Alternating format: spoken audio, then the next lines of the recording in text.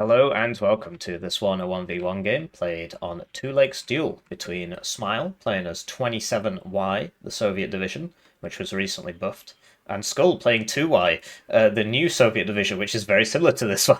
So we'll cover the deck reviews, then we'll talk about the map, the matchup, the deployments of the game, and as always, timestamps in the description. Right, so this is the deck review for Skull, and he's playing the new 2Y division. It's worth noting that I have a comprehensive guide to 2Y on the channel, and I'm just trying to find it right now. That was the first bar from my opening cinematic on my channel. It's this, look, Warno Pro Guide to Soviet 2Y Mechanized Division by Rank 1 Player. That's me.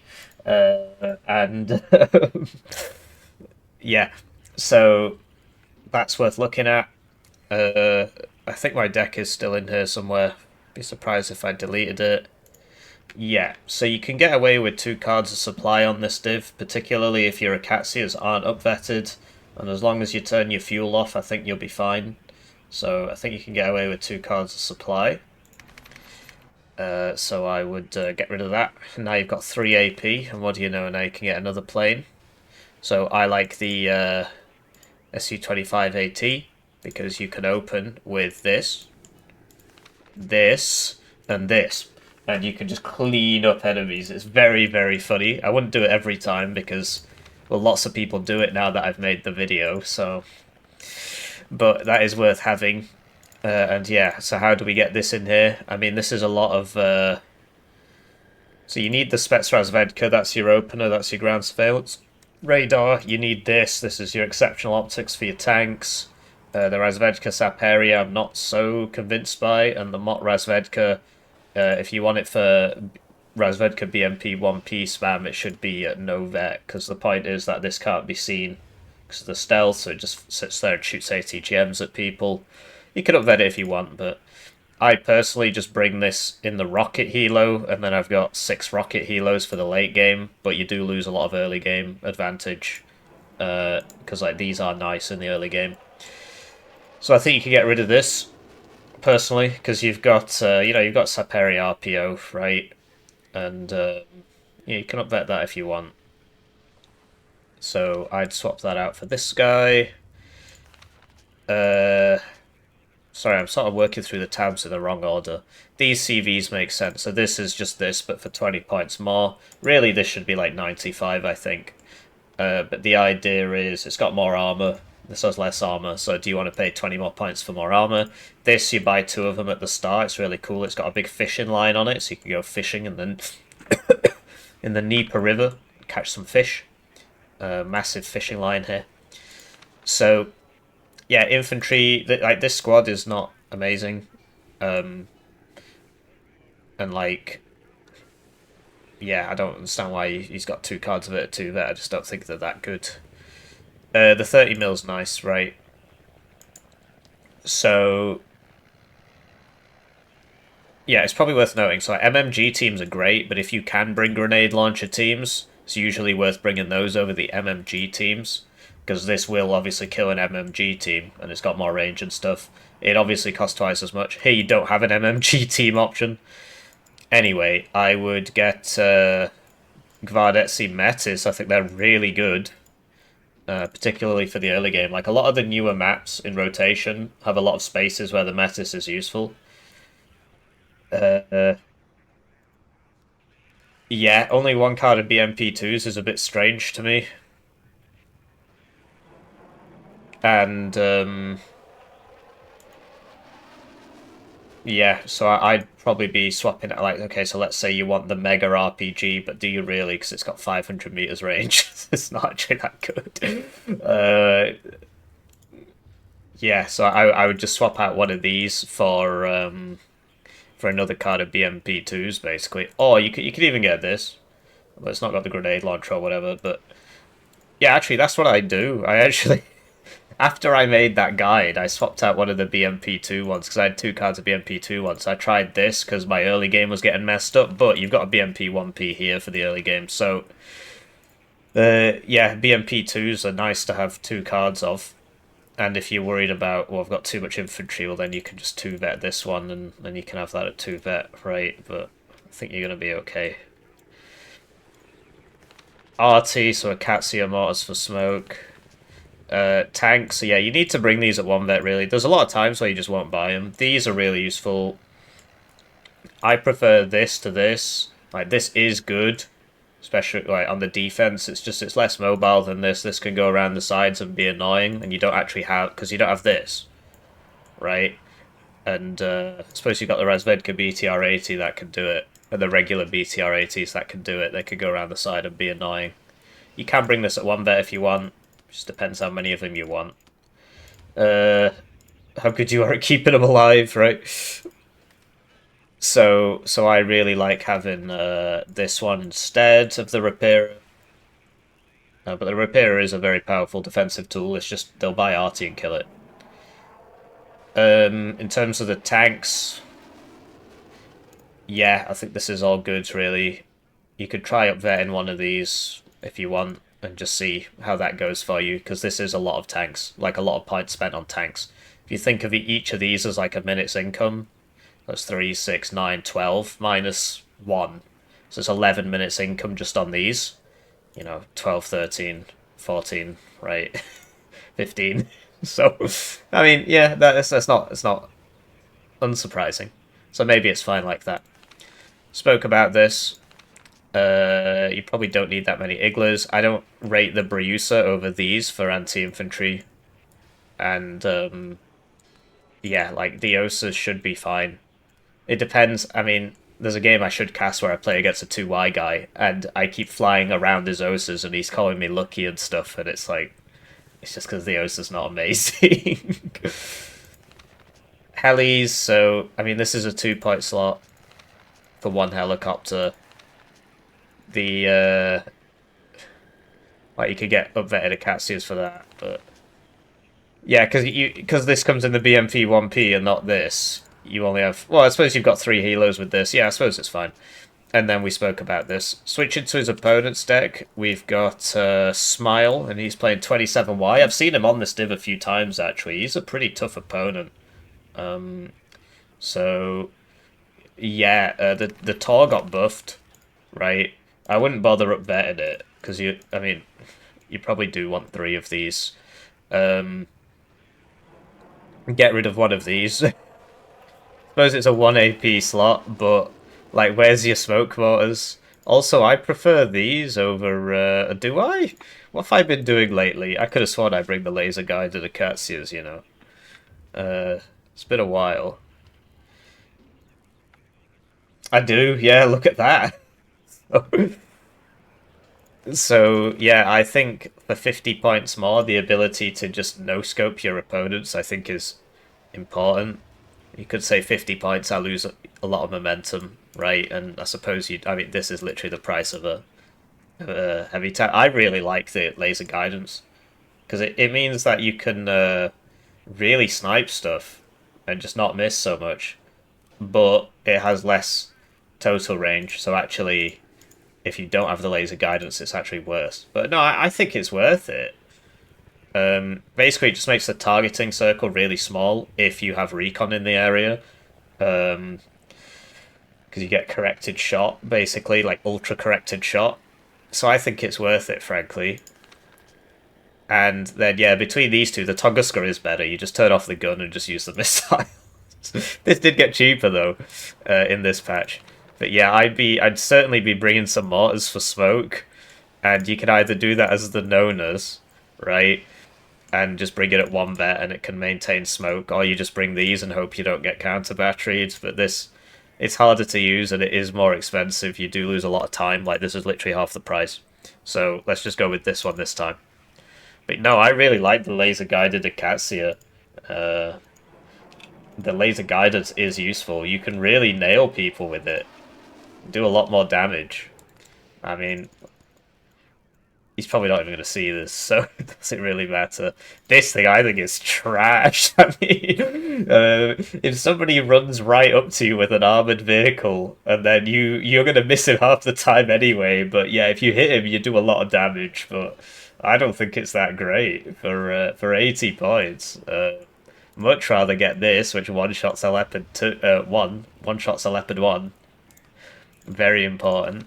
infantry tab. Yeah, that's why you bring the Conqueror's M. It one-shots a Leopard 1. I personally would bring it in the UAS, but bringing it in the BTR means that if artillery's coming in, you can just quickly load it into the BTR.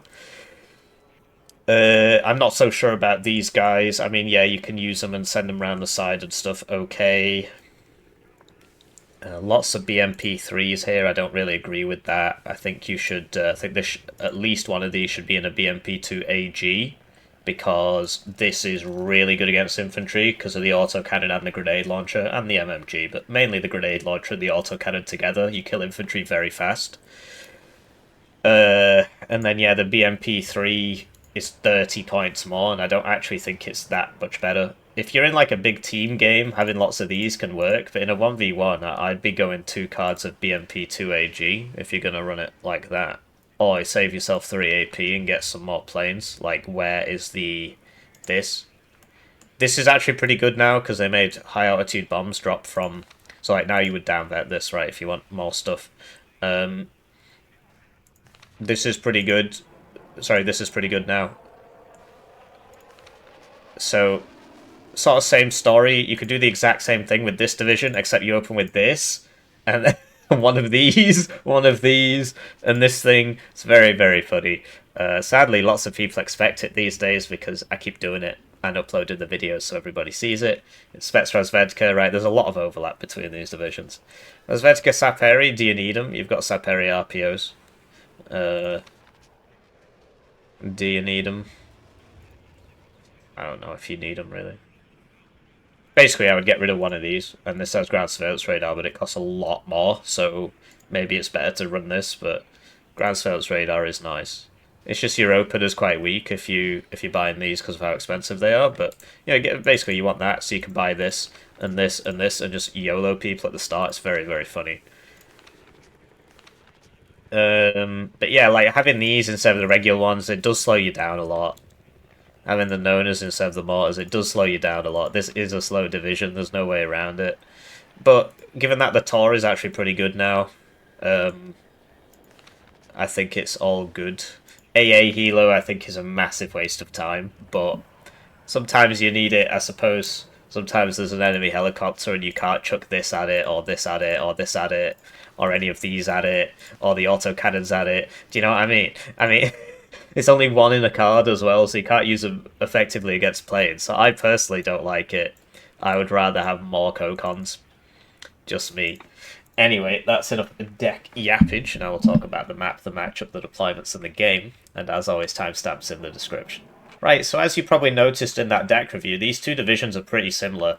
In terms of which one's better, I think 27Y is better because it gets the BMP-3 and it gets longer range AA, and it gets the TAM as opposed to SU-25, which is slightly better, and it gets the laser Acacia.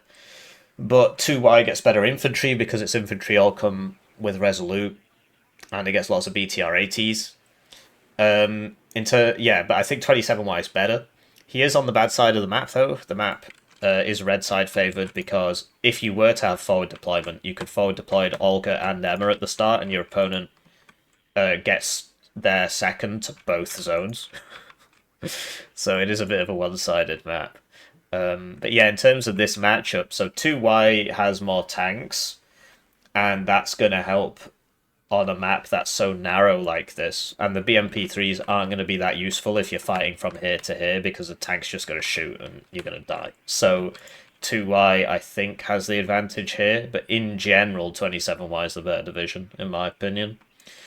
Yeah, looking at the deployments, we got 2 Potok opener, which is very powerful. I have a guide on this division, and I told everybody to do this, so it's nice to see people listening.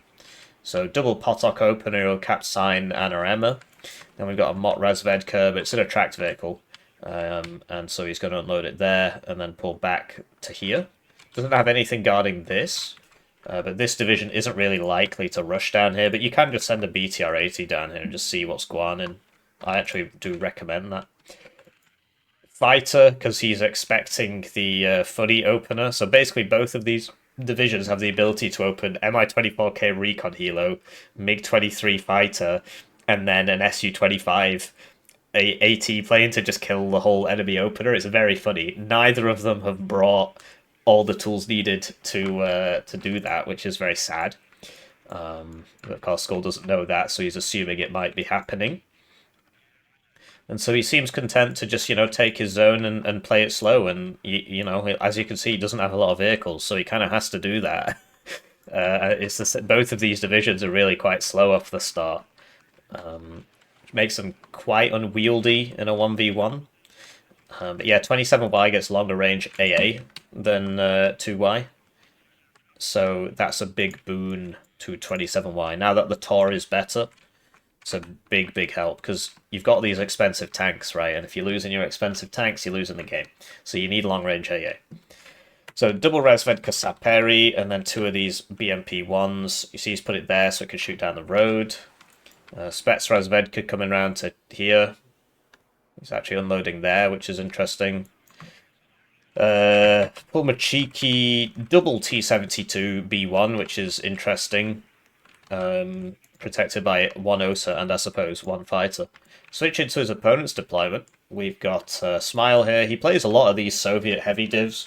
Like, whenever I come up against this guy, he's on Soviet heavy div, I think. I think he might have been on 56Y a couple times as well. And he's sort of doing the same thing in reverse, so he's, sending a bunch of BTR-80s into Olga with 3 BMP-3s behind it, which is interesting. BRM-1K Recon here, Spetsnaz coming to here, and then 30mm 2 Saperi RPOs, a Sprut, which I don't rate at all, really, 2 ZU-23s, a Mott Metis, and a CV. So let's cast the game. Right, so they're off, and it's time for me to thank the generous channel joiners, generously joining the channel. They get their names on the screen, they get the videos early, they get members exclusive videos. If he had open Tor, this would get hit now, so, because it'd be here, right? So you don't want to get that close. 1 join at the lowest levels with 2,000 views. Channel memberships make up 70% of the channel's revenue. Ad revenue on YouTube's crap, basically. Anyway, I'm trying to make this like my sole source. Well, I'm trying to make it a way of living. It is my sole source of income, but currently it doesn't really cover my expenditures. But I have savings, so please like the video if you don't want to join as a channel member. Makes YouTube recommend it to more people. So, both of these guys are going to play it a bit slow and build up, and that is the point of both of these divisions. They are quite similar divisions. In terms of divisions which are similar, 79Y, 39Y, 27Y, 2Y, they're all very similar. And then, like, that you've got a couple more Soviet armored divs which are slightly different, but also not that different. The amount of BMP-2s the Soviets are rocking is really quite something. BMP-2s with their 4 front armor, Anyway, so he's only open 1 CV though, Mr. Smile. And that means that he's going to be behind on points for a long time, because a minute has passed and he's not spent his points on another CV. So that means Skull's going to tick up a lot, and then that means in the battle of who can sit there the most, Smile has to push, and that is obviously very difficult for him. So you generally don't want to be the one attacking, but both of these divs, whenever you play them, you're usually attacking, because you're usually not against something very similar, right? Usually against like a lighter NATO div with a bunch of forward deployed, or even something like 79Y, which also gets forward deployed. It's really something how like 79Y just kind of does everything. It's a bit silly. So out of all these divisions that are so similar, 79Y is undoubtedly the best one, because it also gets the forward deployment, and it gets the T-55s, and it gets Cubs, so the long-range AA, and it gets nice fighters, and it gets nice bombers. Yeah, it really is something. And it gets better BMP-2s than the standard BMP-2. Anyway, Skull on the +3 now, and this is the issue with opening 1 CV. Especially given that, there's been no attacking, there's been no fighting, no attempt to kind of press the advantage. So it's giving Skull a big advantage because he can just sit there for the whole game, and he'll be up to like, you know, at least 300 points by the time this gets to here, because it's got to cap this, and then it's got to go over. So yeah, the 40-point CV opener, very good idea. 27Y can do the same thing, I think, with the MTLB one, I think. And with these slower divs, it pays to open two CVs, two cheap CVs, so that you're not too far behind on the points. Or you can take the view that, look, I'm going to be behind anyway. It doesn't matter if it's 10 points or 100, I'm going to be behind. Oh, well, okay, 100 is the draw threshold, but, you know, it doesn't matter if it's 100 points or 200 points. So, yeah, Skull is engaged in the Acacia. What he needs to do is get this CV, Shift F, click his Acacia, and now his Acacia will be upvetted. But he's not doing that. Yeah, neither play like Smile here. He got in here. There was nobody here, and so he could have used this advantage to take this and pressure this area, or swing everybody over and push this way, like clear this out, and then push this way, take this, set up the BMP-3s here, because like look, from there you can actually shoot that OSA, because they have 2,800 meters range, but instead he just kind of sat here, and now he's going to be behind, and now he's got to push, and he's not pushing. So it's pretty rough. From Skull's point of view, these tanks, you basically, well, for starters, he should have bought another OSA, I think. Just make sure that fighter stays up. Always have a fighter up. And then you can send the tanks forward, shoot a couple things, get shot, go back, heal, come forward, shoot a couple things, get back, heal. That's the point of tanks, right? An ATGM vehicle, if it gets hit, usually it explodes. Whereas a tank can tank, especially this one. It's got a lot of armor, can survive a 30 AP plain AT missile, right? So one thing I was going to point out in the deployment, but I wanted to save it for later, is that this guy put 2 Saperi RPOs in here, and so he doesn't actually have any AT in here, and you can see why that might be a problem. But yeah, I did notice that, but I was like, I'll mention it during the game, and then I forgot. But you see that happening here. So he could swing these around, right? This guy's a really good player, by the way. I have lost games to him. We've played against each other twice or 3 times, and I lost once, I think. Might have been twice.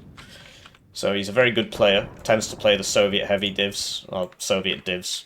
Given his name, I'm assuming he's Russian.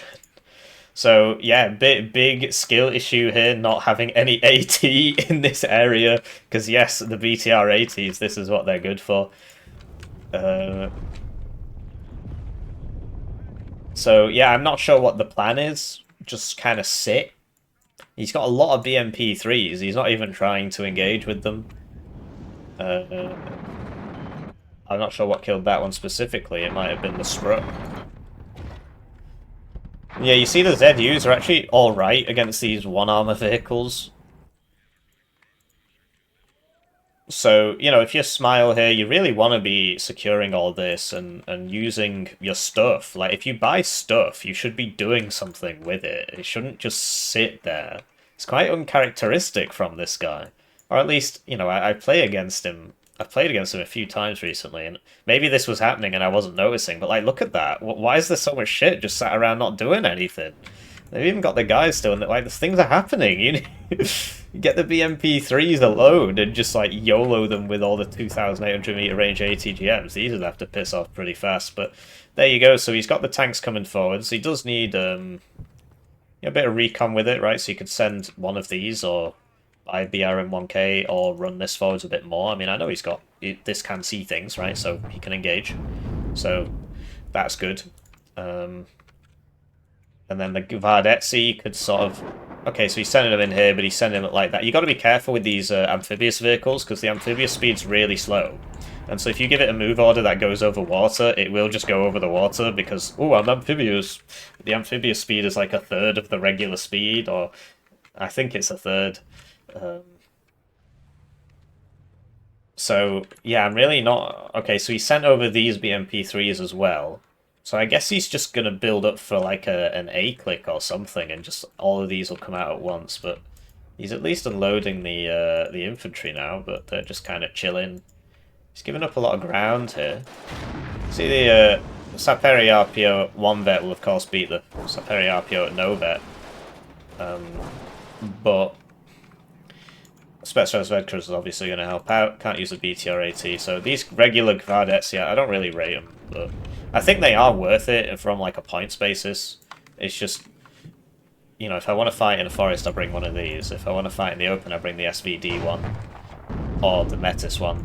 So I don't really see the point in these, apart from the nice RPG, which doesn't have the range. So, HE Bomber coming in here. Now, usually I'd say that was a bad idea. And I suppose, yes, it was, because it is dead. But the... Oh, well, now it's a good idea, because that fighter cost a lot more than that bomber. Anyway, you see the kind of, you know, the blobish warfare, right? You come forwards, you shoot a few things, you go back. You come forwards, you shoot a few things, you go back. That's what it's all about with these heavy divs. Because you can take some hits, but here we go. So, like, what the fuck is he doing? I'm telling you, man, this is one of the best players in the game. Anyway, by chance or what, these guys don't have AT. So the BTR-ATs are just gonna kill them. So, wow, you know, we got some serious gameplay going on here. No attempt to smoke or anything. But yeah, I mean, you know, this is 55 points, so that's two. If you kill 2 of these, then it's worth it. And will 4 of these die? 2 of them have died so far. But, I mean, that worked. The weird part is, like, where's everybody else? What is he doing? Yeah, weird. Did I cover Red's deployment? I did, yeah. So, switching to the side I now think is going to win. So we got a rocket helo to help out, right? Big attack, but no AA support. Just and not much coordination, right? And like, where are these going? I suppose they're going to a good place, but like, what was the point in that? That was a massive waste of stuff, basically. And these units aren't cheap at all. He's got the fighter up. Oh, Red's got the fighter up, I suppose, so he can use the helo, right? So yeah, AA purchase now, and look, the AA helo. Spoke about this in the deck review. I think this is just going to kill it. Although he's not noticing. He's sort of forgotten about this, and now it's just flying around in lazy loops, and will now absorb some spag fire, and indeed the AA thing. I mean, you know, give me a break, right? This is obviously good if you just fly next to it and don't shoot it. Anyway, he did actually put the Potok next to this, but he used this one from this zone as opposed to this one. I mean, okay, whatever. But yeah, this is some really strange gameplay from Blue. Not sure what he's doing. And the AA helo should immediately run away as soon as it gets shot at. Indeed it does. This should now move. This should now move, because RT is coming. The BMP-3s, you see their power in the openest parts of the map. And he's got recon with it, so hopefully you'll see this before it shoots him, right? They've got 5 armor, so Conkers will one-shot these. And yeah, something like the T-64B can sort of compete, because it's got the ATGM, but with this many, you're really going to struggle against this. They're all at 2 vet, so that's very powerful gameplay. These guys, you can sort of move them up, but if there is an AA gun there, you got to be very careful, sort of use the corner. The other thing is, a bomber should just kill you, and usually your AA is not in a position to help. This can get up to here, it is amphibious and stuff, but... So I can understand why he's not going too far, basically. Although he's actually going up now. But yeah, you got to be careful about this, because you really got to use down here, otherwise you're going to get shot, which is now happening. So there you go, you get to see how correct I was. But this one wouldn't be shot, so you got to be down here. So yeah, he's noticing. He's noticing. He does have a supply up here as well, so that's cool. The BMP-3s are now refueling, apparently. Yeah, a bit of a weird one. So this thing is vastly preferable to the Sprut, which costs the same, and it's like, oh, but its gun is way better. Okay, I'd like the 2,800 meter range ATGM, please. Like, okay, 23 pen. In an ambush situation, right? At close range, if you ambush a tank in the side armor, you're just going to like one-shot it, and that's pretty cool. But you could do the same with this, and you wouldn't one-shot it, I suppose. But maybe if you hit the rear armor, I don't know. Because yeah, the heat obviously doesn't go up with decreased distance, whereas the kinetic does, and you know, it's the same for both guns, but obviously if you start at 23, or 22 at the same range, incidentally, things tend to go a bit better for you, right? 6 more pen. So,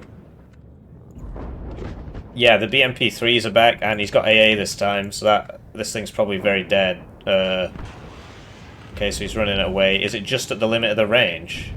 It is, or the LOS, I suppose, yeah. So these can smoke to survive. Chooses death. These carry 6 ATGMs, so pretty decent. So interesting strategy. I mean, this does make sense because this is the best place to use the BMP-3s. Thing is, you gotta have a recon with it, like a BRM-1K or something, because you can't see these. The other thing is you can buy artillery to kill the other stuff, but yeah, I suppose he's going for the rocket thing. Oh, that's smart. So he's coming around the sides where the OSA probably can't shoot him, but or at least, you know, it'll get less accuracy. And oh, he's evacing this way. This is not smart at all. I guess he wanted to shoot at this on his way out, but he could have made it if he'd gone this way, basically.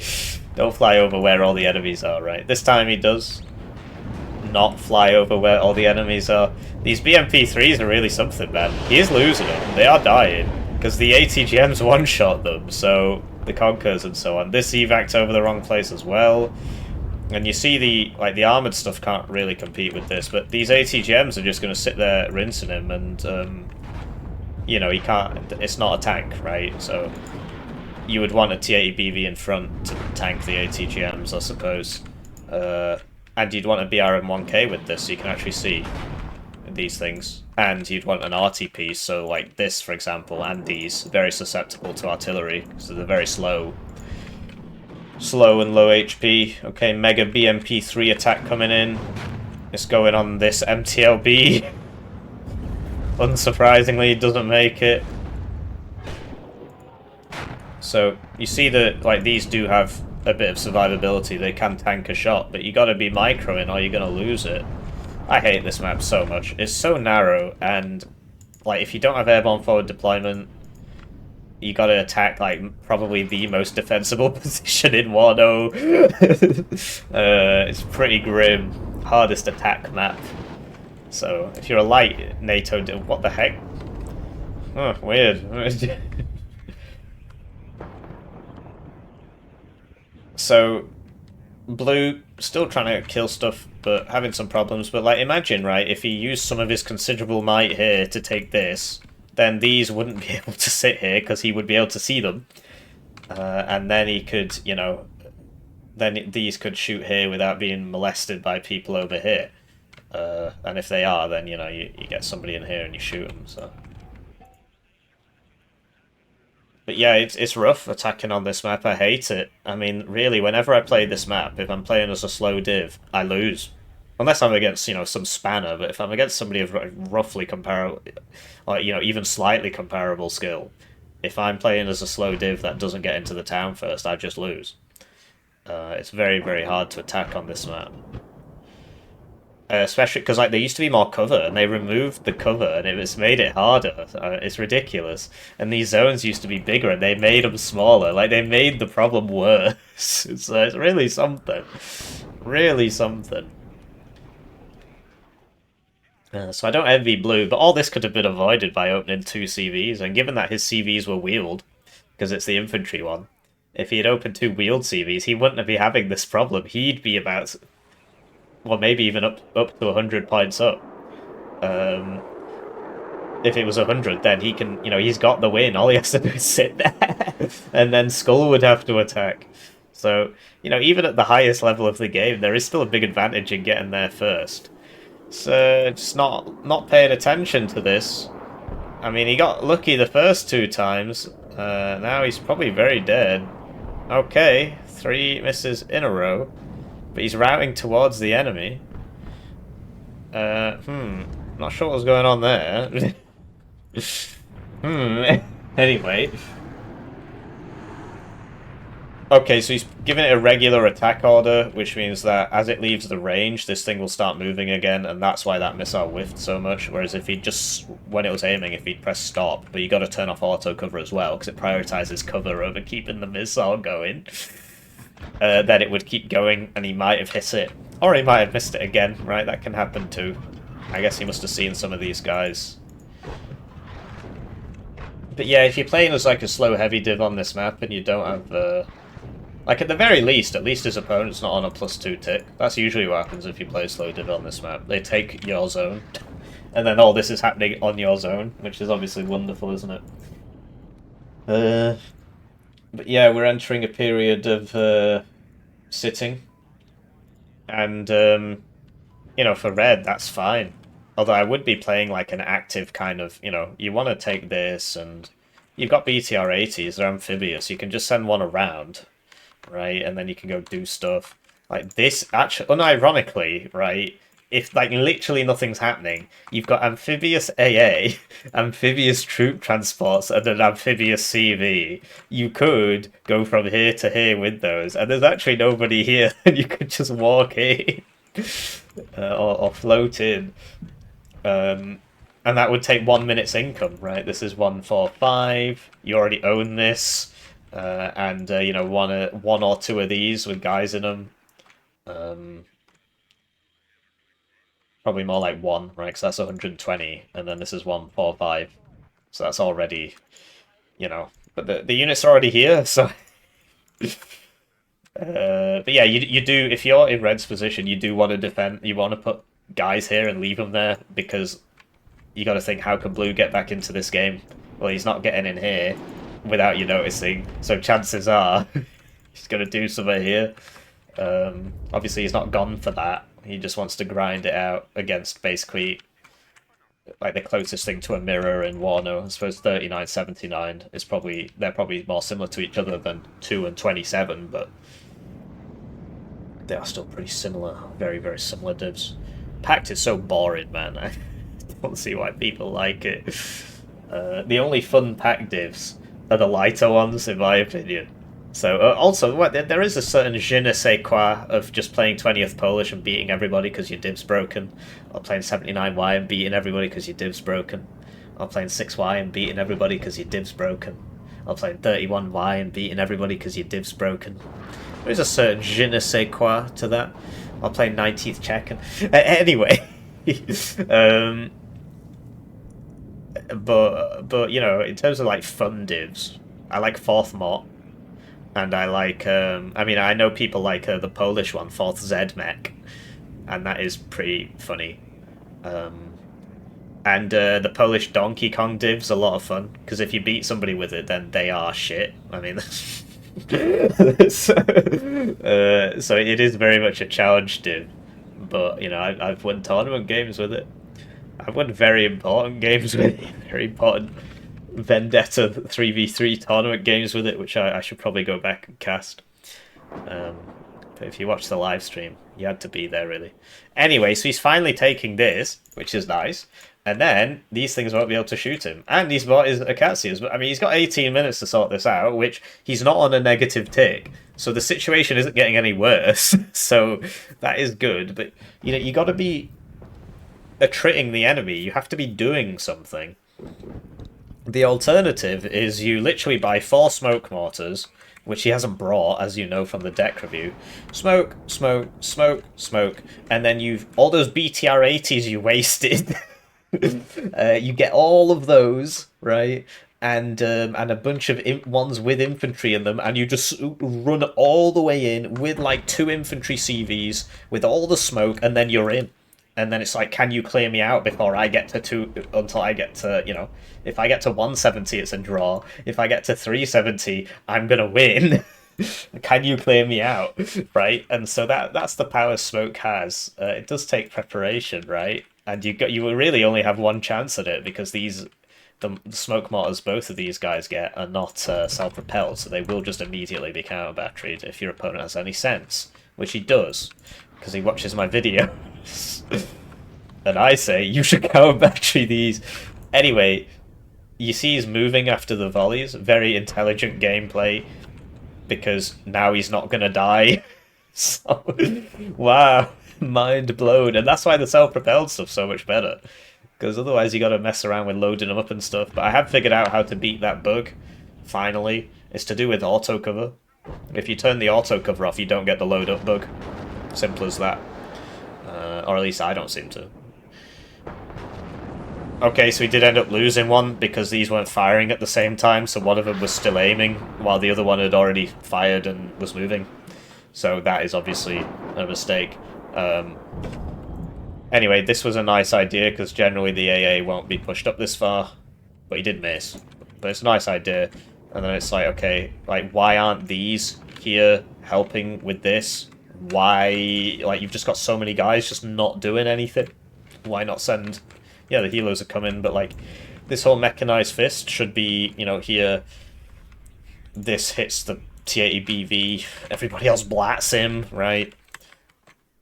You gotta have the AA behind, because then the cluster bombers will come in, those MiG-21 cluster bombers, really nice tank. But it's getting to the point of the game now where it's like the T-80Us are out, and, you know, yeah. It's not going very well for the 27Y player. We've got 3 anti-tank, dedicated anti-tank teams. Alright. One's enough. And then the rest can be regular infantry, right, which you don't have enough of here. So far he's relying on the fact that his opponent isn't engaging him with everything at once. But the tank is coming, the tank is going to get very exploderied. It's going to be like, what kind of sick bastard sends 4 original pancakes in? Okay, no, he's noticed them, so he's reversing. Because this guy saw him. Well, what could I say? So, yeah, these guys are going to lose, right? Oh, he's sending it. Why is he doing that? They're going to immediately die. Well, they should be immediate. What's he doing? Yeah. Anyway, rocket helo thing came in there. Missed the OSA. You see the power of the Briusa to not really do much. And then there you go. So a MiG-21 bomber came in and killed everybody. So the fact that the TORs are coming out with 14 minutes left is really beggars belief. I mean, isn't that... Shouldn't they have been the first ones out? They've got the range. But yeah, it is what it is. The Mechanized Fist is here. You basically always have to keep a supply with it because they've all smoked now, and now none of them have smoke. And so, you know, now the next time the ATGM, like now they're fucked basically. So, they basically have to reverse now. Because otherwise this is just going to sit there. Oh wow, the power of the AA helo will be revealed shortly. He's coming in. He's coming in for the anti-air. He's just on the edge there. He's just got to send it forwards a little bit more and get shot by the Briusa. Here comes the jet. Oh no! Oh, it's the 240 point cluster thing. Yeah. That's why the TORs need to be up. And you need a fighter up if you're pushing. So, yeah, I mean, it's very, very hard attacking on this map. Very, very hard. So much easier to just get there first. I hate this map so much. Not as much as I hate Krita, though. Did I ever tell you how much I hate Krita as a map? Man, what a shit map. Even Izura, I don't have as many problems with as this map. Even though Izura is unbalanced. Oh wow, that one survived. But yeah, there's the surrender, and it's like, not particularly surprising given... Although, wow, the KD was actually very similar. It didn't feel like it. Interesting. So he was attriting him, but, you know, you got to get more kills than deaths while attacking if you want this kind of strategy to work. And it all just comes down to, if he'd opened 2 CVs, it'd be a completely different game. It's very depressing making a mistake and then having to live through it for the next 26 minutes. But yeah, killing the enemy RT is always a big deal in these attritional matches. Killing the enemy planes is a big deal as well. Because, you know, they only get so much of that, and if it can just sit there and shoot you, the artillery in particular, if you kill the enemy RT, is such a big deal. And the planes, of course, like every time you do a push, there's a panic plane comes out and blows you up. And so if you're killing those every time, then eventually he can't do that anymore.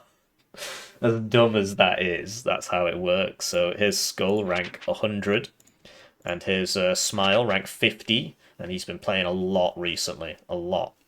Mainly on NATO, which is interesting, because every time I've played against him, he's been on Pact. So he must be playing those games when I'm asleep or something. Anyways, I hope you have a lovely day. GG.